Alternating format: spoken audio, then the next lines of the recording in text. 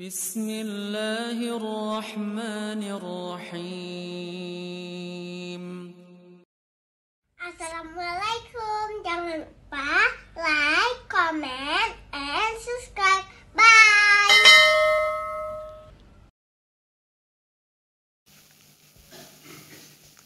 Bismillahirrahmanirrahim.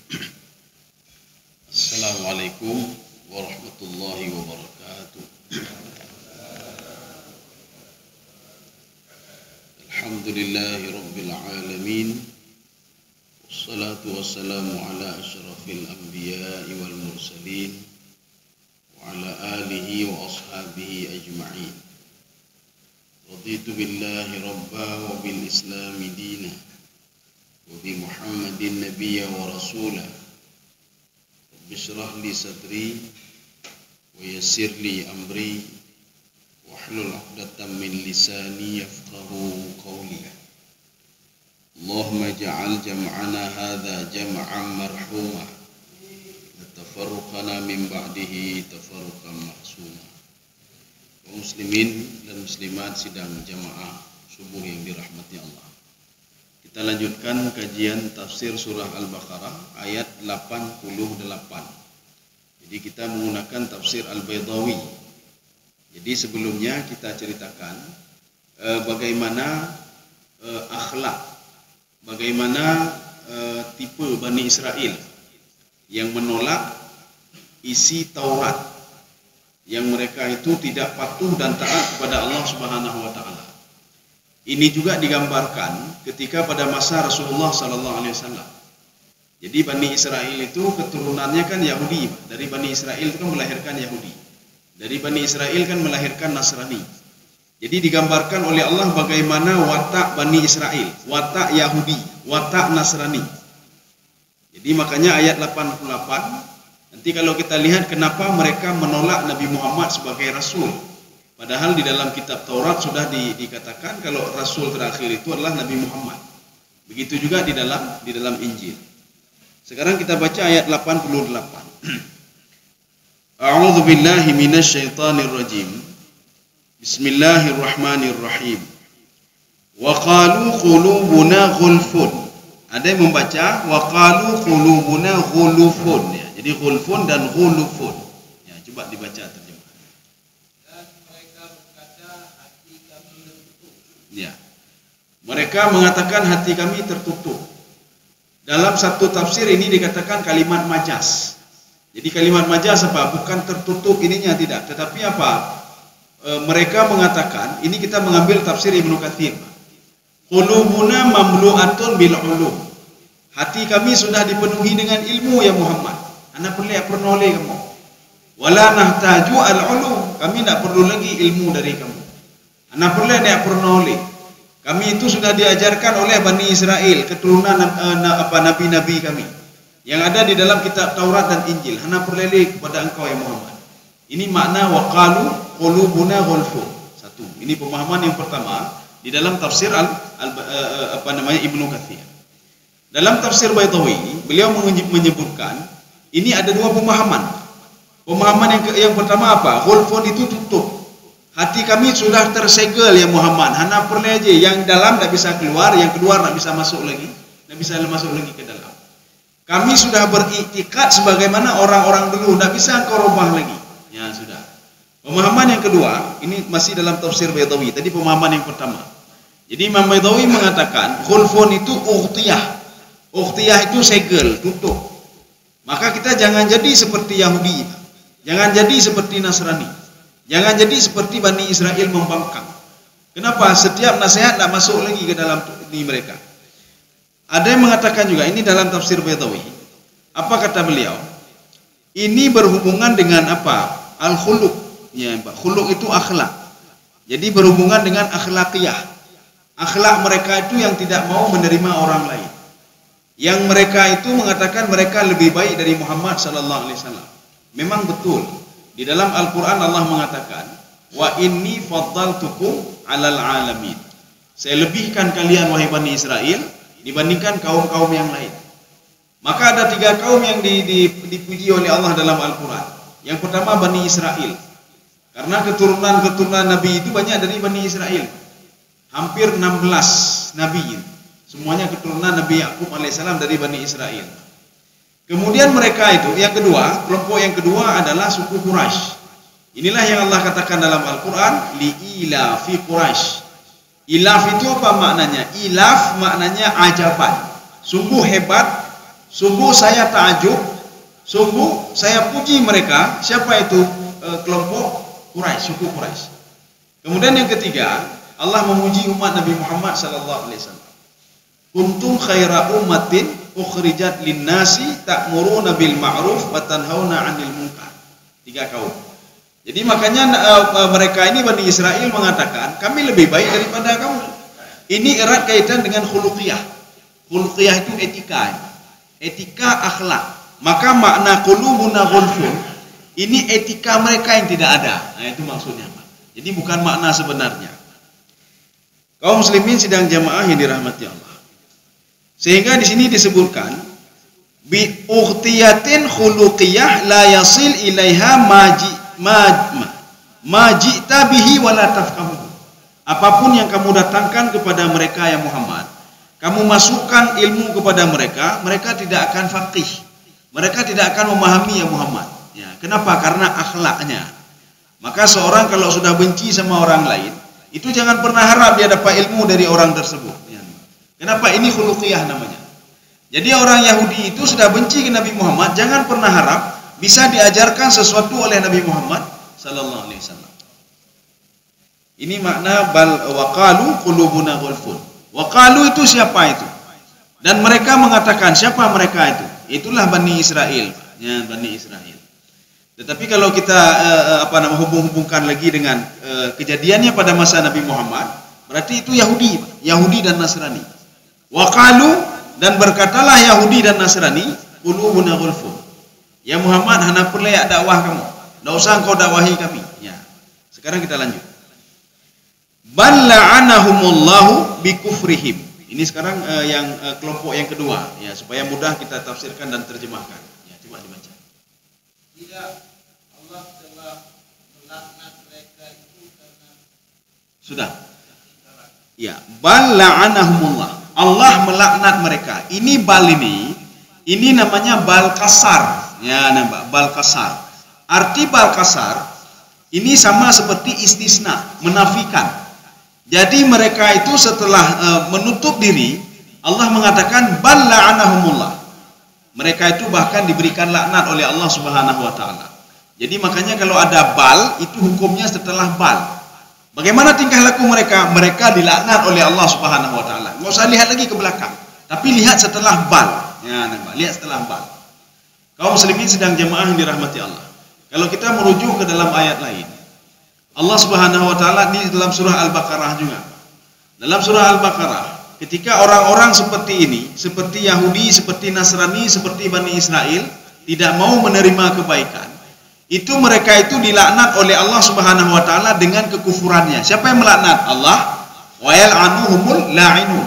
Yang kedua la'inun. La'inun itu bisa binatang, bisa manusia, bisa tumbuh-tumbuhan, bisa para malaikat. Jadi bukan Allah saja yang melaknat.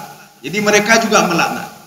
Maka Imam Ghazali mengatakan, manusia itu ketika meninggal dunia ada 2 tipe, 2 model. Model yang pertama, dia senang sekali meninggal dunia. Kenapa? Dia sudah masuk ke alam selanjutnya. Dan dia sudah mendapatkan nikmat selanjutnya. Tetapi masyarakat merasa sedih karena sudah kehilangan. Ya, kata Imam Ghazali. Kenapa sedih? Karena ulama mereka sudah hilang. Orang yang ahli ibadah sudah hilang. Maka mereka sedih. Yang kedua, ada orang takut ketika dia meninggal dunia. Kenapa takut? Persiapan tidak ada, ibadah tidak ada, apapun tidak ada. Tetapi masyarakat senang dia meninggal dunia. Dan yang tahu meninggal, Bapak Fulan, alhamdulillah. Bah meninggal juga dia. Bukan dari awal meninggal. Inilah kalimat laknat namanya. Dia dilaknat oleh malaikat. Malaikat melaknat dia ketika dia mau dicabut nyawanya. Maka nanti coba perhatikan di dalam beberapa riwayat. Ketika malaikat mengatakan wailak, celaka kamu, celaka kamu. Itu belum dicabut nyawa sudah celaka iklim malaikat. Apalagi berada di alam barzakh lebih celaka lagi. Ya, Jadi malaikat mengatakan wailak, celaka kamu. Sekarang keluar, celaka kamu, celaka kamu. Kemudian binatang begitu juga, melaknat orang tadi. Manusia begitu juga melaknat orang tadi. Ya. Tetapi apa? Ini kan kalau kita lihat kan laknat itu kan terkait dengan azab, terkait dengan azab. Azab di dunia dan azab di akhirat. Makanya sebahagian mengatakan yang dimaksudkan laknat di sini termasuk Ibnu Abbas, wahwa al-azab. Mereka diazab oleh Allah Subhanahu wa taala. Azab itu ada dua model. Ada azab fisik, ada azab batin. Maka azab batin itu lebih dahsyat dibandingkan dengan azab fisik. Kalau azab fisik apa? Fisiknya dihancurkan, besok bisa bangun lagi. Ya, dia sakit, bisa berobat. Ya, ini kalau dia azab fisik. Tapi kalau dia azab batin, ya ada cara lain, Pak. Seumur hidup terus seperti itu. Kecuali dia dekat dengan Allah Subhanahu wa taala. Kecuali dia bertaubat dan minta maaf kepada Allah Subhanahu wa taala. Kegundahan itu akan terus terjadi. Kesusahan akan terus terjadi. Ya, Pak. Gundah hidup susah. Itu namanya azab batin. Jadi makanya kalau azab batin tidak ada cara lain ala bi dzikrillah tatmainnal qulub. Kembalilah kepada Allah, berzikirlah kepada Allah, minta maaflah kepada Allah. Sebesar apapun dosa kita. Dan Allah mengatakan dalam sebuah hadis qudsinya, kalau kamu mendatangi saya, dosamu seluas langit dan bumi, kata Allah. Seluas langit dan bumi. Aleh pupu mati kan pupu ni, Pak. Ne pupunya cukup luas seluas langit dan bumi. Tetapi ketika kamu datangi saya dengan syarat kata Allah, jangan syirik kepada saya. Saya ampuni seluruh dosamu wala ubali. Dan saya tidak akan pernah mengingat-ingat lagi dosamu, kata Allah. Tak pernah saya ungkit-ungkit lagi. Tapi dengan syarat apa? Kamu bertaubat. Dan kamu bertaubat dan tidak syirik lagi kepadaku. Ya. Ini maksud ban la'anahumullahu bikufrihi. Makanya laknat itu selalu digandengkan dengan bikufrihi. Maka ba itu ba ilsak namanya. Maka setiap orang kufur maka akan diberikan azab oleh Allah. Setiap orang yang kufur yang menentang maka akan diberikan laknat oleh Allah. Laknat dalam makna azabnya.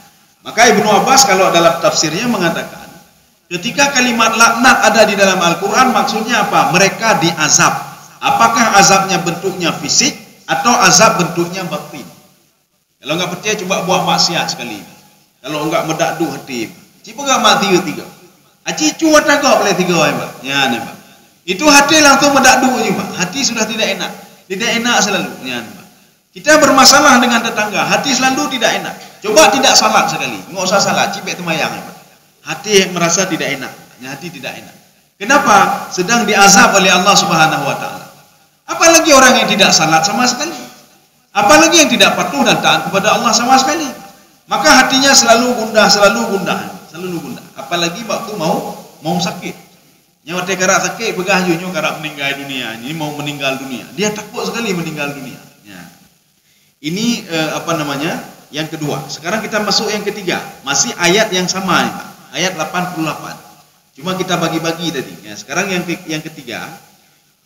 Faqalilam ma yu'minun. Ya. Coba dibaca. Mereka itu karena keingkaran mereka. Ya, faqalilam ma yu'minun. Tetapi sedikit sekali mereka yang beriman. Ya, apa maksudnya, Pak? Ini fa ini adalah fa sababiyah. Akibat mereka tidak mau menerima kebenaran, akibat mereka menutup dirinya, akibat mereka tidak yakin kepada Nabi Muhammad sallallahu alaihi wasallam, faqalilam ma yu'minun. Sedikit dari mereka yang beriman. Ini apa maksudnya? Kita merujuk ada tafsir yang mengatakan begini. Hum yu'minuna bi Musa walakin imanahum la yanfa. Mereka beriman kepada Nabi Musa, tapi keimanannya tidak bermanfaat, hanya manfaat sama sekali. Satu. Yang kedua, Imam Baitawi mengatakan arada bil qillah al adab. Yang dimaksudkan qalil di situ adalah adab. Ada maknanya apa? Tidak beriman mereka, Pak. Fa qalilan ma yu'minun. Kalau kita terjemahkan, sedikit dari mereka yang beriman, sedikit dari mereka yang membuka diri, sedikit dari mereka yang yakin ke Nabi Muhammad. Maksud sedikit di sini kata Imam Baitawi, fal qillah bermakna al adab. Maknanya tidak ada. Maknanya mereka sama sekali tidak yakin kepada Nabi Muhammad sallallahu alaihi wasallam. Ini sama seperti tafsir Qatadah tadi. Imam Qatadah mengatakan, hum yu'minuna bi Musa, mereka beriman ke Nabi Musa. Maka mereka bangga dengan Nabi Musa. Ketika ketemu dengan Nabi Muhammad pun ke Nabi Muhammad sallallahu alaihi wasallam. Wahai Muhammad, kamu bisa seperti Nabi Musa. Tongkat menjadi ular, bisa kamu seperti Nabi Musa. Bisa kamu seperti Musa, lautan terbelah menjadi dua. Kamu bisa seperti Nabi Musa, menghentakkan tongkatnya di atas batu, kemudian fajaran minhu 12 aina. Makanya Nabi Musa itu lebih familiar sama Bani Israel, lebih familiar. Karena mereka banyak mengambil manfaat dari Nabi Musa alaihissalam. Karena mereka Bani Israel itu, kalau enggak bukan dengan Nabi Musa, dengan izin Allah, mereka mungkin akan dihabiskan oleh Fir'aun. Ya, akan dihabiskan oleh Fir'aun. Dan yang menyotingat Yahudi, lebih baik dah berdua budak, pakai nawai selamat di Nabi Musa. Ya. Kalau tidak diselamatkan oleh Nabi Musa, mereka sudah habis di Mesir itu, diperbudak oleh Fir'aun laknatullah. Ya, tetapi kasih sayang Allah kepada mereka. Mereka itu 600.000 orang. Ya, perhatikan, 600.000 orang itu yang berhasil selamat dari Mesir. Diselamatkan oleh Nabi Musa alaihissalam. Kecilek-cilek dakwah Nabi Musa. 600.000 orang itu yang yang jalan di atas Laut Merah. Ketika laut itu terbelah menjadi dua. Sedangkan pasukan Fir'aun jumlahnya 1 juta. Jadi makanya semua dikerahkan pasukannya. Tetapi sampai di tengah lautan itu 1 juta itu habis semuanya. Senjata mereka habis, semua habis. Tidak ada yang ketika dicek ada yang selamat, tidak ada, kecuali Fir'aun saja. Kenapa? Allah sudah berjanji dalam Al-Quran, "Falyauma nunajjika bi badanika litakuna liman khalfaka ayat." Ini diyakini oleh Bani Israel, diyakini oleh Yahudi. Mereka yakin kalau Fir'aun tenggelam. Mereka yakin Nabi Musa itu diberikan mukjizat oleh Allah Subhanahu wa taala. Tapi kata Imam Qatadah, walakinna imanahum la yanfa. Iman mereka tidak bermanfaat, hanya manfaat. Seperti orang begini, dia tahu salat itu wajib, dia tahu, tapi dia berbuat maksiat. Berarti imannya tidak ada manfaat apa-apa. Dia bangun tahajud, dia tahu, dia buat kebaikan, tapi dia menzalimi orang lain. Maknanya apa? Kebaikan yang dilakukan itu tidak ada manfaat. Salatnya tidak ada manfaat. Ya, ini makna faqalila ma yu'minu. Makna qalil di sini arada bil qillah wa huwa al adam. Maknanya memang tidak beriman mereka. Memang tidak percaya sama sekali. Ya. Kaum muslimin sedang jamaah yang dirahmati Allah Subhanahu wa taala. Oke. Maka yu'min di situ iman kita kan sudah bicarakan iman. Dalam tafsir Baitawi juga iman itu terkait dengan 3 hal. Jadi terkait dengan at-tasdiq. Ini kata Imam Baitawi, Pak. Itu pada ayat-ayat permulaan itu. Alladzina yu'minuna bil ghaibi. Apa itu at-tasdiq? Kemudian at-talaffuz. Kemudian al-jawarih. Itu 3 konsep iman. Yakin dengan hati.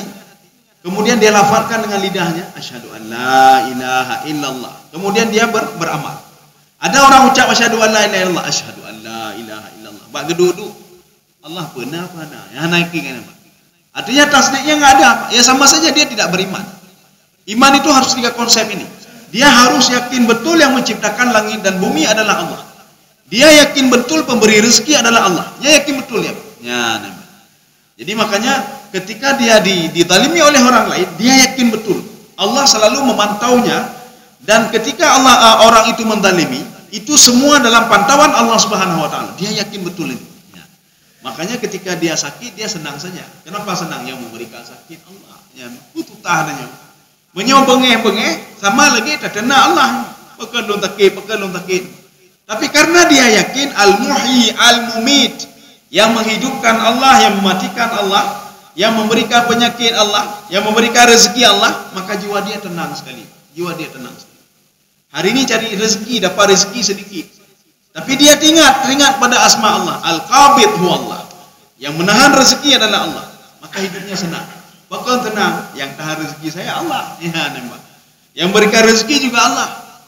Maka Rasulullah SAW mengatakan, ajaban li amril mukmin. Saya heran melihat urusan orang mukmin, semua baik, ya semua baik. Ketika dapat nikmat, baik. Tidak dapat nikmat, baik. Ketika dapat nikmat, dia bersyukur, teringat kepada Allah. Ketika diberikan bala ujian oleh Allah juga baik. Kenapa? Dia bersabar, ya Mbak. Kenapa bersabar? Bersabar itu lebih baik bagi dia. Maka mandum ge. Waktu sakit, geci, alhamdulillah ka sakit. Yang menyuhana sakit, lehoho kalunya. Mungkin kalau tidak sakit, Mungkin ada sesuatu hal yang tidak saya inginkan, maka Allah menyuruh saya untuk di rumah saja. Ya, jiwa dia selalu tenang. Tetapi ini tidak ada bagi orang-orang yang tidak beriman. Maka orang beriman itu tiga harus ada. Dia yakin dengan hatinya kalau Allah itu pencipta langit dan bumi dan menciptakan diri dia sendiri. Allah yang menghidupkan, Allah yang mematikan. Kemudian at-talafuz, dia lafazkan dengan mulutnya. Bagaimana asyhadu alla, saya bersaksi tidak ada Tuhan selain Allah. Tidak ada pencipta selain Allah. Tidak ada pemberi rezeki selain Allah. Tidak ada yang memberikan mudarat selain Allah. Tidak ada yang menjaga kita selain Allah. Ini harus dilafazkan. Kemudian terakhir anta'mal bil jawarih. Dia melakukannya dengan anggota tubuh. Jadi sebagai rasa syukur dia kepada Allah, dia bersedekah. Sebagai rasa syukur kepada Allah, dia beribadah. Sebagai rasa syukur kepada Allah Subhanahu, dia baca Al-Quran. Dia bayar zakat, dia berkurban dan lain sebagainya. Nah, ini ayat 88. Sekarang kita lanjut ayat 89. Ini ayat ini panjang, tetapi tidak ada masalah. Kita potong-potong seperti tadi. Jadi supaya kita mudah nanti menerjemahkan. Dan mungkin nanti ada beberapa terjemah yang tidak sama dengan apa yang diinginkan oleh tafsir. Ya. Sekarang kita baca selanjutnya. Walamma ja'ahum kitabun. Ya, coba dibaca. Terjemahan itu saja dulu. Dan setelah sampai kepada mereka kitab Al-Quran dari Allah yang membenarkan. Oh, sudah. Walamma ja'ahum kitabun. Ini kitabun ini apa ini? Jadi begini. Di dalam Al-Quran itu ada lafaz Alkitab. Alkitab ada yang menggunakan alif lam, ada yang tidak menggunakan alif lam seperti ini. Ada 164 kali dalam Al-Quran. Dzalikal kitabu la raiba fihi hudal lil muttaqin. Salah satunya itu. Jadi kitab itu dibagi tiga. Kalau Allah menyebutkan Alkitab, yang pertama itu maknanya Al-Quran. Dari mana kita tahu? Cerita tentang Nabi Muhammad SAW berarti Al-Quran. Yang kedua, kalau cerita Bani Israel berarti itu Taurat. Yang ketiga, kalau ceritanya dia tidak menggunakan mubin, fi kitabim mubin, artinya apa? Lauhul mahfuz. Ini apa ini? Terima kasih.